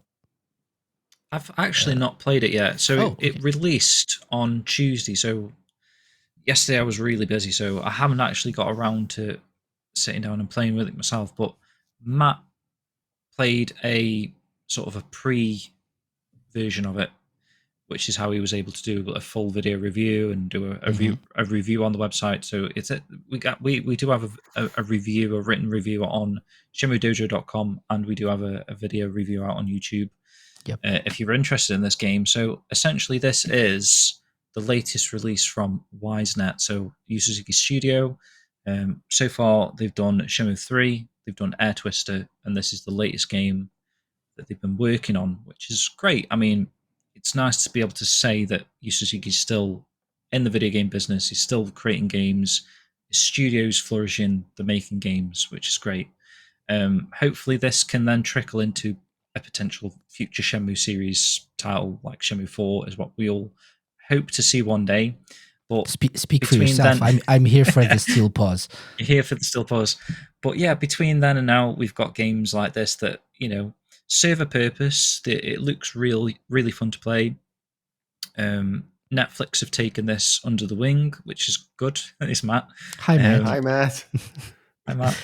So it seems like, I don't know if it's just because it's a Yu Suzuki based game that they're sort of getting these great deals, but if you think about Air Twister got a great deal out of Apple Arcade, so they probably got a good chunk of money from Apple Arcade. Netflix games here on this hand, probably getting a good chunk of money from this. Shenmue 3 got a good chunk of money from Epic Games, whatever, controversially. So they're doing these big deals really with these sort of interesting platforms, up and coming platforms, if you think of it like that. Like Netflix games, as they're trying to weave the way into the market, aren't they? Video game sort of streaming market that your I forget what it was called now. What was it called? The Stadia. Matt. Is that Google Stadia? These sort of platforms that are trying to get these type of digitally subscription based. I think, was it Google Stadia? Oh, Google Stadia. Yeah. Amazon is Luna, I believe. Right. Well. Yeah. So these platforms of games that are exclusive to these platforms or delve into other avenues. And Steel Pause is part of the Netflix games. So if you've got a Netflix subscription, there's kind of no reason not to give it a go if you're interested. I think it's an app-based game for a smartphone or a smart device, iPad, an Android device. Download Netflix games and then in turn download Steel Pause and give it a go. And, it helps. I'm sure it supports Yu Suzuki and WiseNet if you're a fan of Shenmue or Yu Suzuki in general, or Virtua Fighter even. Yeah. The godfather of that series. Space Harrier. Mind playing his latest game. Yeah. So many. And the game itself, it's got sort of roguelite aspects to it. So there's a system where you're leveling up, you're collecting stuff, you're making your cat robots better equipped, upgrading them, tackling the stages. If you die, depending on what difficulty you've got the game set at, you'll either lose like half of everything that you own, and I think on hard difficulty you actually lose everything. So it's very much unforgiving in that aspect. Like risk reward, yeah. It is a game that you can complete. It's not an infinite, mobile game. It is a game that has a start and an end. Yeah. So it's got no microtransactions because it's on a subscription service like Netflix. So it is a fully fledged game that, from what Matt's saying, suggests that potentially it could get a console release further down the line. It feels very much like a console game on a mobile platform. Yeah. In the sense that like the touchscreen controls aren't great. It's recommended to play with the controller. Yeah. So, by the way, disclaimer for people watching the video version: Matt is not included. Matt Oliver not included in Steel Pause. We're just watching the review, the video review. In between stages. Yeah. No, there's no unlockable DLC. No. Yes. Yeah. But you actually had me at Cat Robots, James. So yeah, I have this downloaded on my iPad. I haven't had the time to play it yet, but definitely want to check it out. It's good to hear. Yeah. Also, shout out to No Pause Menu. Matt into Steel Paws. Petition to get Matt Oliver into Steel Paws. Yeah.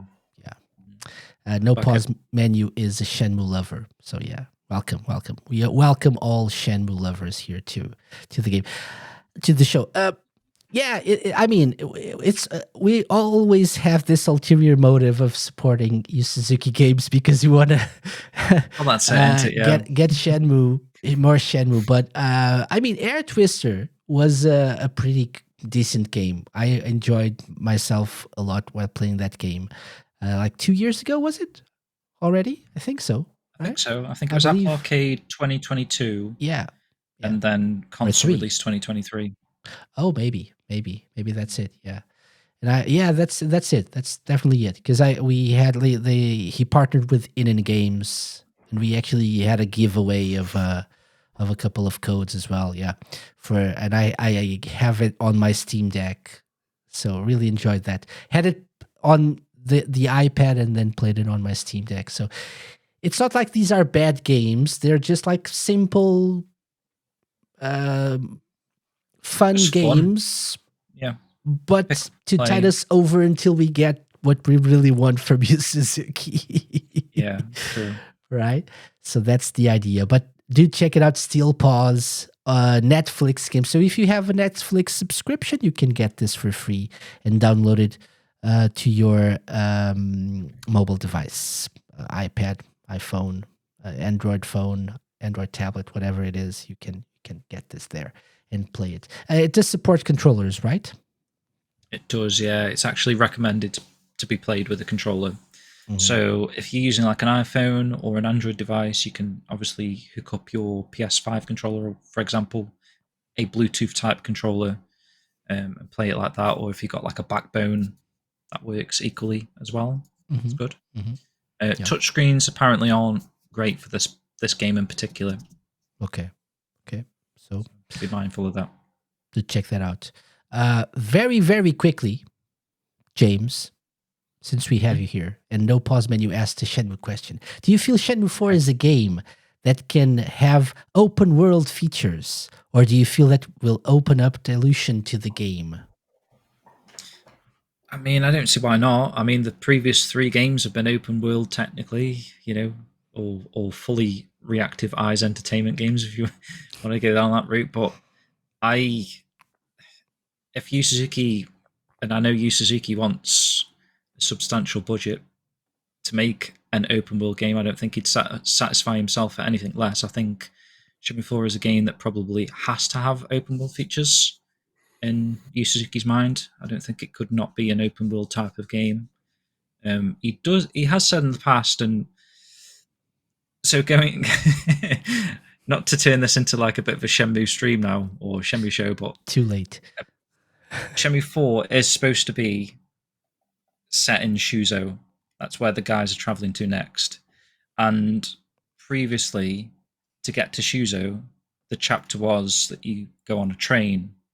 So it's heavily implied that Yu Suzuki's going to have a train section, and he said in interviews that he wants to make a game that is open world in a sense, but it's very tight, narrow corridors, very much a train. If you think of a train, it doesn't, he wants a small space, but all of the detail, which, if you go back to Shenmue 1, that's essentially what Shenmue 1 was, especially now. I mean, I know the world may have felt bigger back in 1999, but you play Shenmue 1 now, and the world is not very big, really. Obviously. But it's very, very detailed.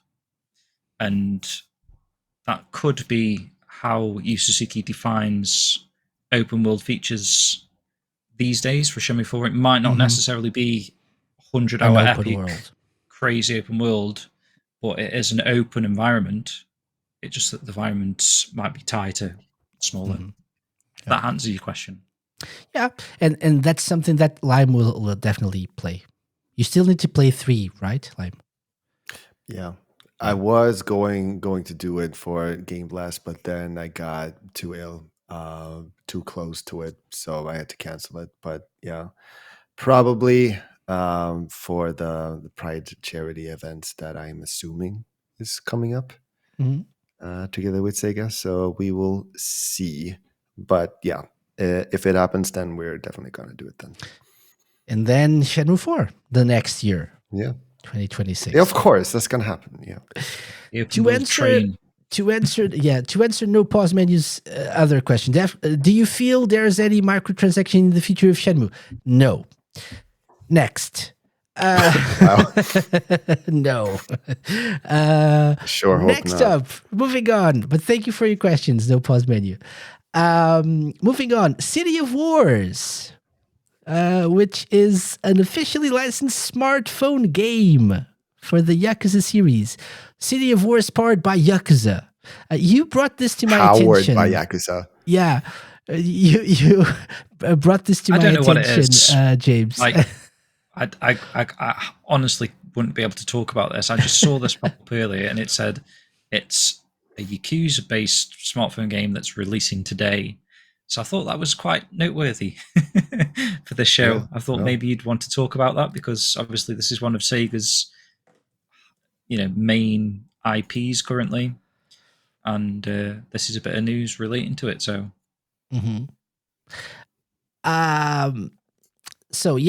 apparently I found some information about this. So that's good because I couldn't. I went on YouTube actually and just typed in Yakuza City of Wars.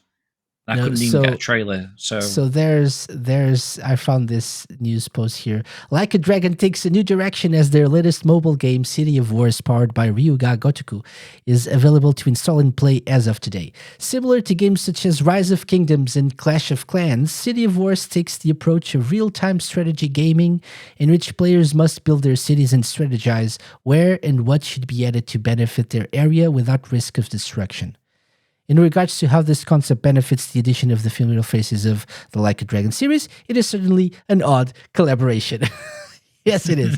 But, and I'm not really sure about how Ichiban looks there, both here and on that, the tweet that we shared earlier here. It's like, I don't know, weird. It's like an AI version. Yeah, yeah. ChatGPT, come up with a picture of Ichiban Kasuga for City of Wars, powered by Yakuza. Maybe something, I don't know if it's coming out of like Japan or not, if it's just like an Asian exclusive thing. But I could see RadioSEGA getting into this. This is like a real-time strategy game. He's into this sort of thing. So maybe. And then he'll come on the show to talk more about this. You'll have a dedicated episode. Yeah, definitely. Yeah. Like 10 minutes. Shorter episode in the history of the Sega Lodge. RadioSEGA said, you'd be right. There we go. Okay. Last bit of news.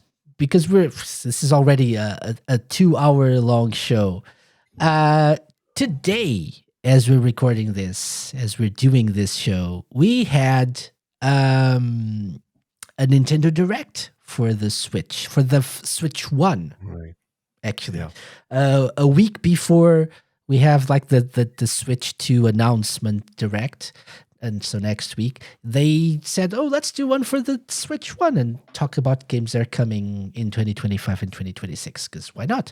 And we had an Atlas/Sega announcement, which is a remastered version of Raidu, The Mystery of the Soulless Army. I have no clue about this game whatsoever.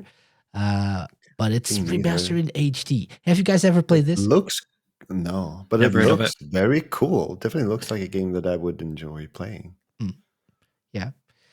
And it's definitely, it's got that Persona look to it, hasn't it? Yeah. That's got that Atlas/Persona with like the Persona-like characters as well, like Jack Frost Blue. and stuff. Yeah. So that's something. What was this originally released on? Do you know? So this was originally. I have something over here somewhere. PS2. Okay. It's the original game was a Devil Summoner Raidu Kuzunoha versus the Soulless Army. So it's one of the Devil Summoner games, and now they're calling it Raidu Remastered: The Mystery of the Soulless Army. It features an overhauled battle system, enhanced graphics, full voiceover added to the main story, and quality of life enhancements to improve the gameplay experience. It's coming out on PlayStation 5, PlayStation 4, Nintendo Switch, Steam, Xbox X Series Xbox Series X and S. And there will be physical editions available for PS5, Switch, and Xbox Series X. June the 19th. June the 19th, exactly. So it's coming soon. It was mentioned in the Nintendo Direct, but it's also being made available for other platforms. So this is definitely one of those that I'm guessing will be well received by Atlas fans, by RPG fans. One of those remasters that they've been doing lately. And a very smart move, if you ask me, to tide people over until we get like a main new Persona or new Shin Megami Tensei or new Metaphor or Fantasy. It's smart. And that's what I think they should do with Sonic. Like remaster something? Yeah. Remasters. Like what do you want to see remastered, Lime? That's a Sonic good question. Labyrinth. That is a good question. I would like to see a remake of Sonic 06, but I don't think a remaster would be fitting there, but a remake rather. I'm being called fake ass KC on the RadioSEGA Discord by Purvis. He'll talk up the personas, but he won't touch an SMT classic. I don't know about them. I only. Is that what this is? Is this a Shin Megami Tensei game? Yeah, it's all like the same thing, right? So Persona is Shin Megami Tensei. It's like a spin-off of Shin Megami Tensei. So it's basically, I believe, that's my understanding at least. Like Devil Summoner is one of the other like spin-offs. It's basically the same type genre. Maybe I'm saying something really, really bad here. I don't know. But I'm only familiar with Persona and the latest ones too. So I don't claim to be an Atlas fanatic or connoisseur or anything. But yeah. So yeah, Raidu Remastered coming June 19th to a platform near you. Pick it up or be called fake. Sorry? I say pick it up or be called a fake. Exactly. Which is probably what's going to happen to me, because I don't know if I'm going to pick this up. Not really my style of game, to be honest. But if you're into this, more power to you. Okay, that's it. 2 hours in, and we got it all, I think. Unless we forgot something, but I believe there's limited run games will also be involved with the physical releases of this game, by the way. No. But really? Let's not delve too much into that, because we've hit it on them already. So yeah, boo limited run games, boo RadioSEGA. There's so much. Stop booing RadioSEGA. My gosh. Your dreams of winning the Virtua Fighter tournament. I'm booing over. Your boos. Is it boo or boo earns? I don't know. Classic Simpsons moment. Guys, thank you very much for joining me for this for the 250th episode. Wow. Episode of this show, of the SEGA Lounge. The best way to celebrate is to have you guys with me. So thank you very much. And thank you to everyone who joined us live as well, and to the listeners slash viewers of the on-demand versions of this podcast. Where can people find you, and what are you preparing to show to the world, James?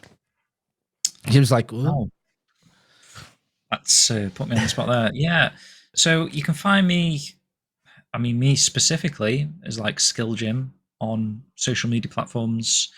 I do have a YouTube channel, but predominantly you'll find me over at shenmuedojo.com, where we'll be doing some more podcasts very shortly on some of the artworks that I teased recently. I've been working on the pages that we're going to be, again, releasing very, very shortly, within a week or so now, I would have thought. I'm painstakingly going through each image, because they have been photocopied at some point, if you know what I mean. Like there's like a lot of black dots. I'm removing black dots and trying to make the website as good as it can be when we do actually drop these Shenmue artworks that I'm talking about here. So these are from 1996 to 2000. So very early Virtua Fighter RPG. We've sort of stumbled across an auction that was selling essentially 400 pieces of original Shenmue artwork. Some spoiler stuff in there, I guess you could consider it spoilers for the future of the series.